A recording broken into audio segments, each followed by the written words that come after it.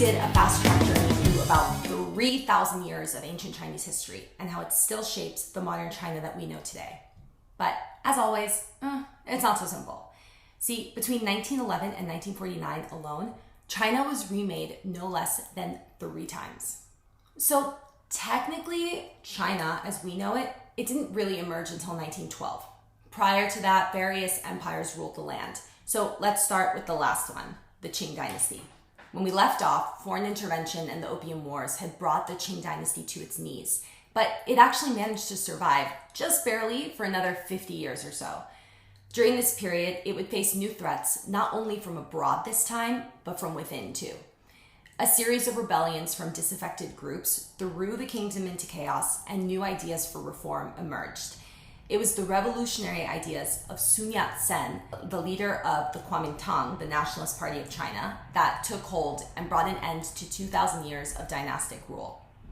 The Republic of China, our second transition, was proclaimed on January 1st, 1912.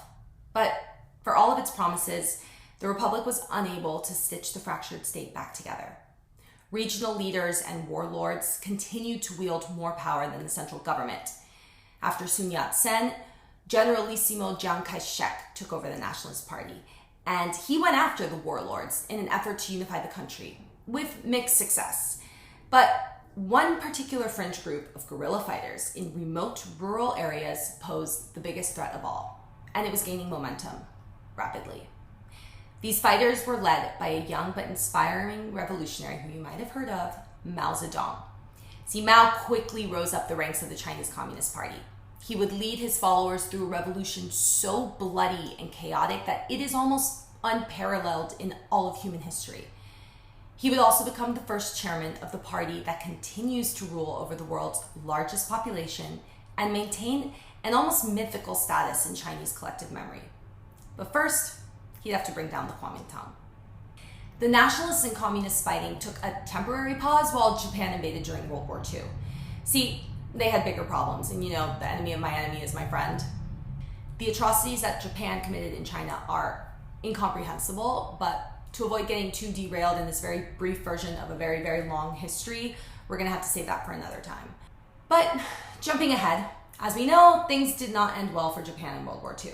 So, with the Japanese gone in 1945, the Chinese were able to turn their attention back to fighting each other. The Chinese Civil War broke out almost immediately. The CCP gained the upper hand, both militarily and with public support, pretty quickly, which then brings us to the Third China.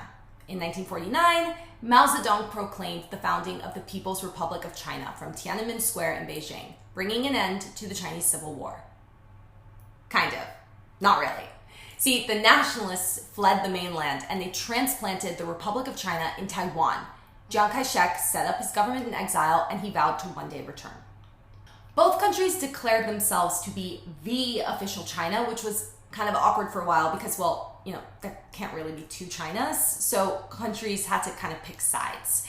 What happens in the following decades, though, explains a lot of the tensions that you're probably hearing about today. See, the US supported Chiang, sending financial aid and committing to the ROC's defense, as he set the country on a path of economic modernization and democratization. The UN also recognized Chiang's government as the official China until 1972, when something major happened, but we're going to get to that in another episode. So many events that happened in the years following the Chinese Civil War have remained unresolved to this day.